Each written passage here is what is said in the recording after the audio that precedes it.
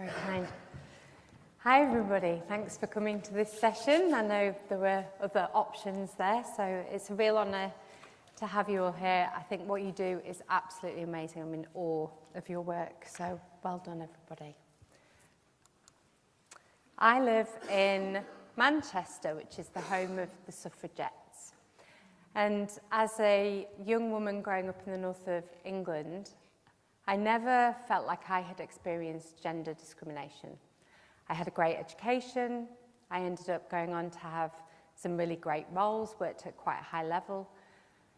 My female friends were strong, powerful, intelligent women. They could do absolutely anything that they wanted to do. And although I experienced some frustrating moments, going into meetings where men would only speak to other men, going to events where it was just an all-white male panel, I never felt like my gender was going to hold me back from achieving what I wanted.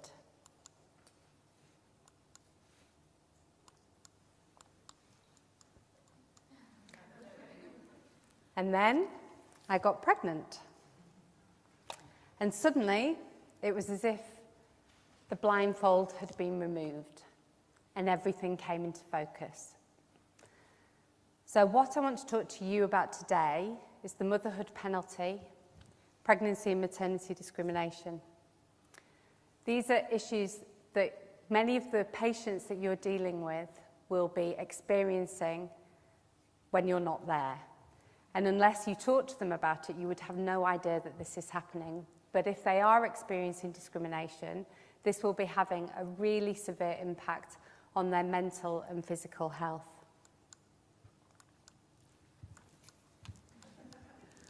Am I pointing at the wrong place? There we go, okay. So 2.5 years ago, I launched a project called Pregnant Then Screwed as a way of combating the motherhood penalty. So I want to share with you why, some of what we found, what discrimination actually looks like, and some really simple things that you can do to help women who are experiencing this type of discrimination in the workplace. Before I move on, I'm not one for fancy slides. I have no idea how to make them, and I haven't got any money to make them. So I tend to, it's a bit weird, I tend to take photos of my children illustrating what I'm talking about, which, yeah, I hope you don't find really odd. I do worry that when they get a bit older, they might Google pregnancy and their face might come back, but we've got a long way off till that might happen, so. Pregnancy and maternity discrimination is a global issue. No country is immune. It's a key contributor to the gender pay gap, and it affects the representation of women.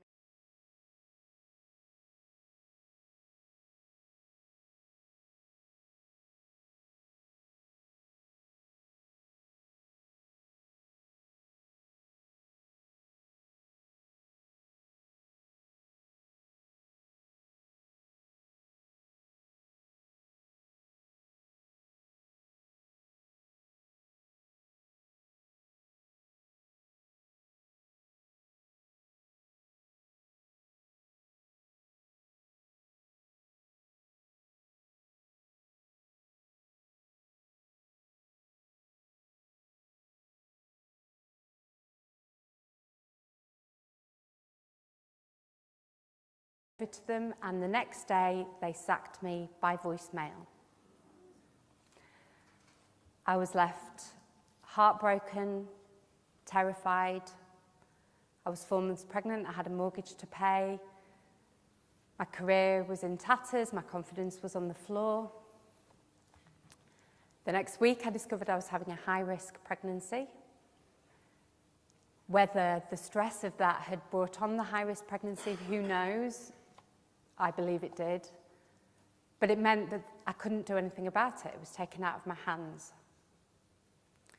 After I had the baby, I attended parent groups and started talking to other mums about what had happened to me, and discovered that far from this being a unique incident, this was happening all the time. Women were being sacked, made redundant, they were being demoted, bullied, and harassed, all for daring to want a family and a career. In the UK, the US and Australia, among other countries, the number of women encountering pregnancy and maternity discrimination is increasing.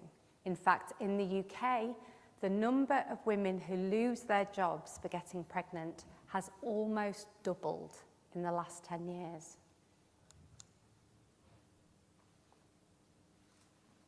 Here are some of the statistics for you. 54,000 women every year are forced out of a job because of pregnancy.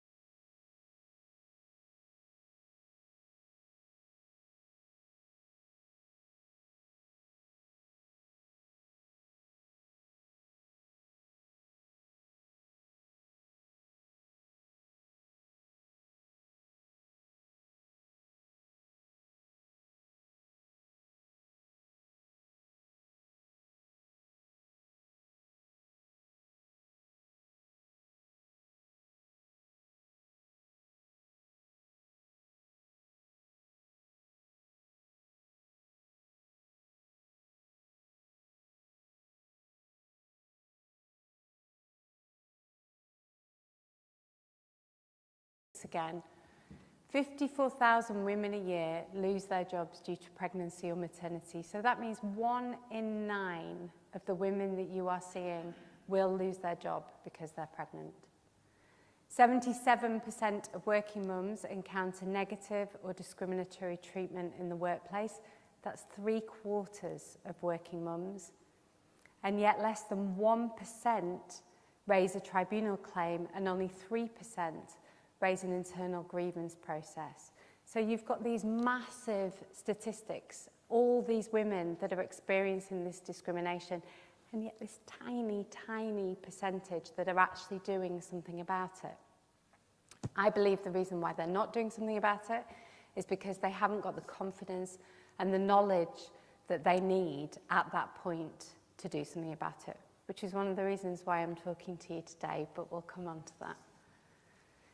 81%, I'm sure you've probably heard this statistic before, but 81% of women experience at least one mental health problem during or after pregnancy. That statistic doesn't shock me. I've experienced quite a few with both of my children.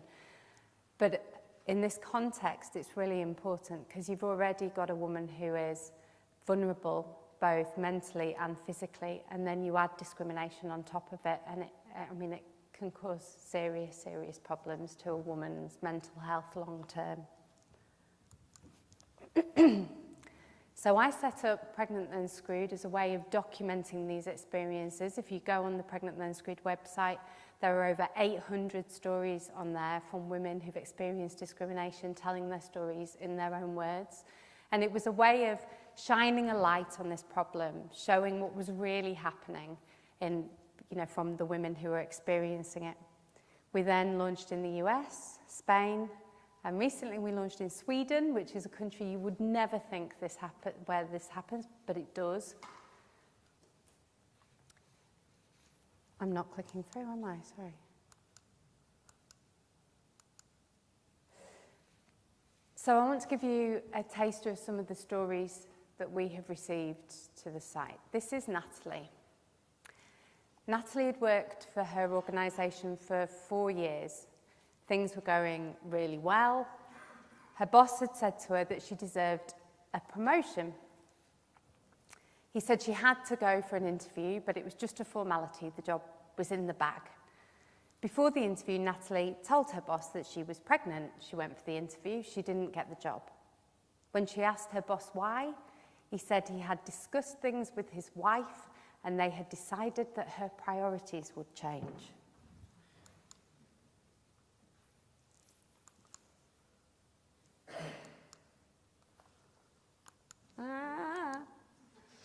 This is Zara.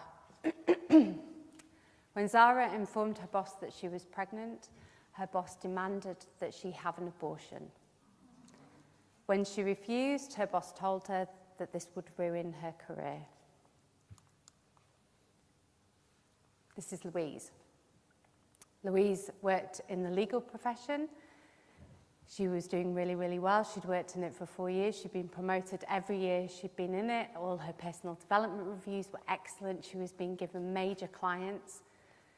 She took 12 months off to look after her son when he was born, and the day she returned, her female boss said to her that she didn't believe women with children under the age of 5 should work. From that point on, she was alienated from meetings. She had clients taken off her, and all her personal development reviews were average. Louise knew she hadn't changed. Her work commitment, her work capacity, everything was exactly the same as it was before. What had changed was the way people reacted to her now that she was a mother. This is Samantha. Samantha had worked for the same organisation for 2 years. She was really happy. When she informed her boss and her colleagues that she was pregnant, she was bullied and harassed so badly that she went into labour prematurely. When she was in neonatal with her baby who could have died, her boss called her and made her redundant.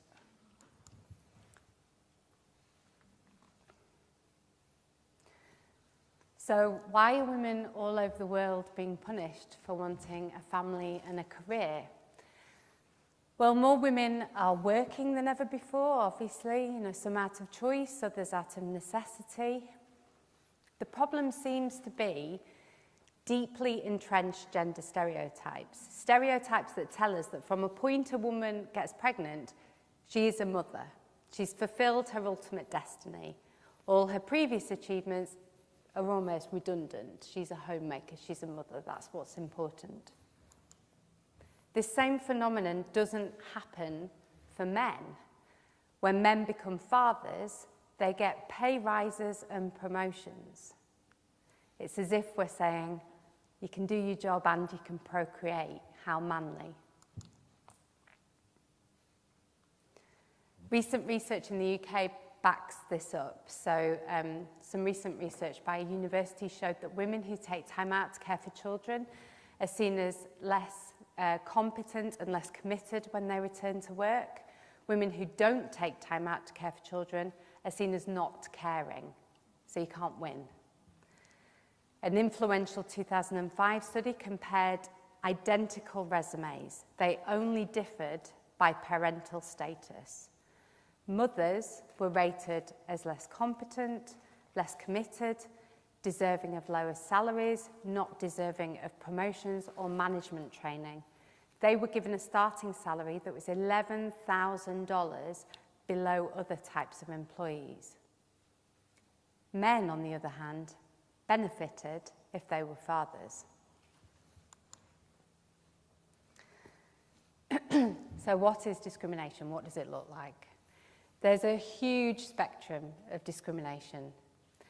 I touched on this before. You can get, it tends to fit into these categories. So you get sackings, redundancies. Sackings are rare, but they happen. Sackings, redundancies, demotions, stagnant careers, bullying, and harassment.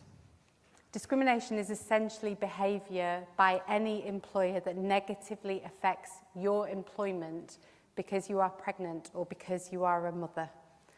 So the stories that we've looked at are kind of really obvious types of discrimination, but there's much more subtle, insidious discrimination. We had a woman who was supposed to be going to Paris for a big training event, and it would have had a really positive effect on her career, probably resulting in a promotion further down the line. She told her employer that she was pregnant, and they then decided that she couldn't go to Paris. Another colleague had to go instead because she wasn't going to be around for 9 months. That's discrimination. They are negatively affecting her career because she is pregnant. So how can you help? I appreciate that you don't have very much time with the patient, and there is a huge amount of pressure on you with each patient that you have. But I really genuinely believe that early intervention is the key to solving this. Even just mentioning the word discrimination, maybe giving them, signposting them to somewhere, just asking them if they're okay at work, if they've encountered any problems. These types of things will then alert them to a problem when it's there, when it happens.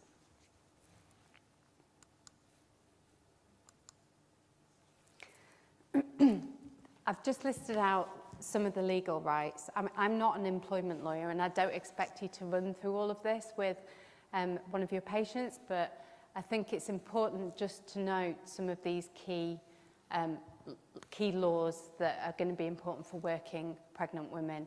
So any appointment that they attend with you, they should be being paid for. They are legally allowed 7 to 10 appointments that are paid by the company. And yes, we would suggest that they try and negotiate a time that works for the company, but they have a legal right to come to your appointments. They're entitled to 52 weeks holiday, 52 weeks leave plus holiday. You accrue holiday when you're on maternity leave. They have to tell an employer that they are pregnant 15 weeks before the due date. They don't have to tell them before that if they're concerned and worried what the reaction might be. Their employer should carry out a risk assessment, and employers rarely do this, but actually they have a legal obligation to be carrying out a risk assessment to make sure that woman is safe when she's at work. If they've had up to 26 weeks off, they're entitled to go back to their exact same job. If it's up to 52 weeks off, then they have to have a similar job and it has to be the same salary. And if they have a claim, if there's a problem, they must raise that claim within 3 months less 1 day, which is a really short window. We're actually campaigning at the moment for that to be extended. But if they don't raise the claim within that time, they don't have a claim. If you do bring this up with the patient that you're working with and they say there is a problem, then these are the 3 key steps. So we would say, firstly, talk to an employer, because actually a lot of the problems can be resolved very easily just through a conversation. Sometimes employers just really don't realise what they're doing. So if you just bring it into the cold light of day, then it can get sorted. Tell them to document everything.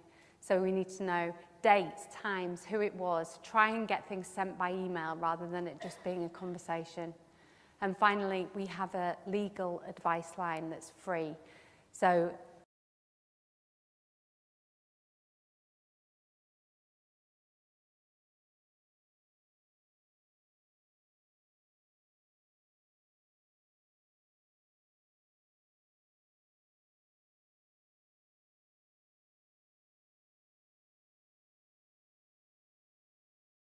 yeah.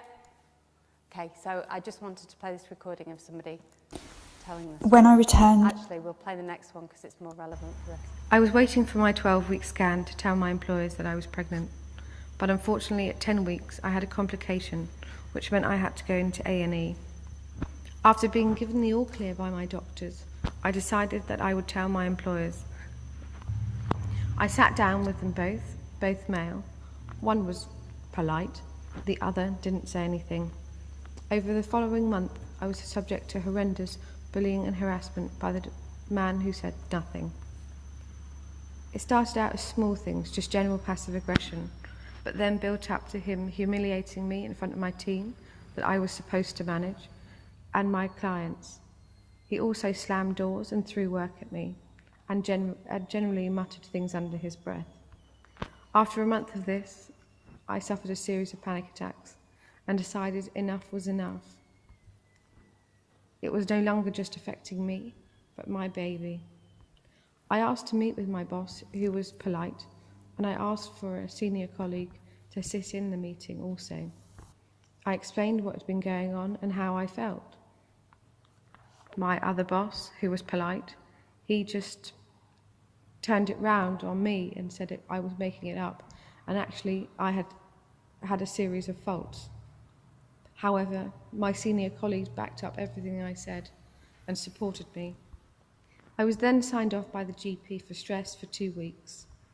A week into my stress leave, I received a letter from my employer's solicitors saying that, in fact, the meeting that I had asked for was a disciplinary meeting, and now that they had decided to let me go. I then instructed a lawyer and gave her all of the evidence contrary to this. And over the next month, they were battling between them. I generally think I deal with stress well, But after having the panic attacks, I just feel I feel embarrassed that it came to that. I feel also my confidence has reduced. I also feel more nervous than I felt ever in the past, because it was so horrendous and I never experienced anything like it. That's it.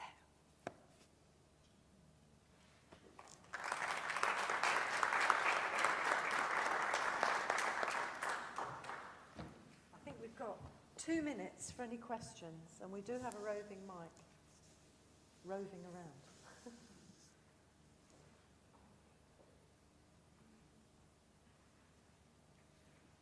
One right in front.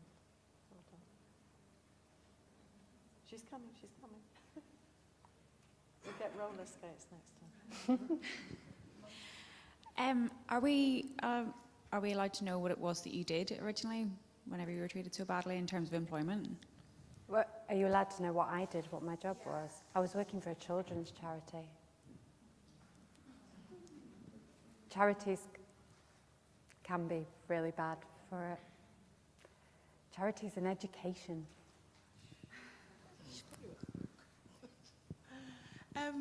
What do women do when they raise concerns? Where do they go to, rather, when they want to raise concerns about their employer, if they're in that kind of situation, and then it gets, like that last lady, it gets turned back on them? What can they do then? It's really tricky. It depends what type of organisation you work in. If you work in a really large organisation, you'll have a HR department. So you would go to the HR department. And there should be somebody in any organisation that manages the human resources. So you would direct your complaint to that person initially, and you'd say, I want to raise an internal grievance process, which is it's sort of before it goes to lawyers. So it's an official process that a company has to oblige and go through. But you don't know how they're going to react. But whenever you have any meetings with an employee, you should always take a representative with you so they can be a witness to anything that's said. But you can see why women, though, because you said right at the beginning earlier on that less than 1% or something like that will actually take a grievance or take it further. But you can see why, because it looks as though they've got the odds stacked against them.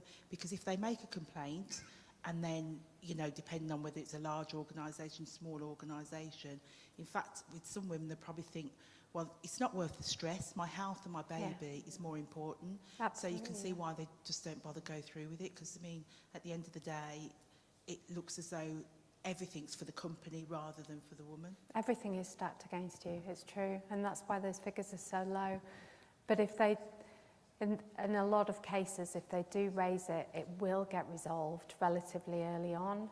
Otherwise, it can grow and get worse and worse and worse. So we would recommend people do discuss it with their employer and try and just see if they can resolve it before they take it any further. One last one. I'm going to digress a little. Okay. I want to place myself in the position of the employer. Okay. We have found situations where we have lazy women. They don't want to work. Yeah. They'll give excuses with their pregnancy. And there are others who work. They tell them to go rest. They say, no, I want to work. So if you find yourself as an employer having an employee who is lazy and using the pregnancy as an excuse, what are you expected to do? I'm not saying that that doesn't happen. I'm sure it does happen. But the figures of 54,000 women a year show that this isn't just about lazy women. This is about a perception from employers of pregnant women and mothers that is incorrect. So we perceive pregnant women and mothers as distracted, as not interested in their job anymore, that they have other priorities, and that just isn't true. So that's what we need to change. It's that cultural perception that we need to change. Yes, of course, in every situation, work situation, you're going to get bad employees. And so, but the law isn't fully protecting pregnant women anyway, and new mums, as it should be. So we need to upgrade the law and legislation to make sure that they're protected against these rogue employers, not employees.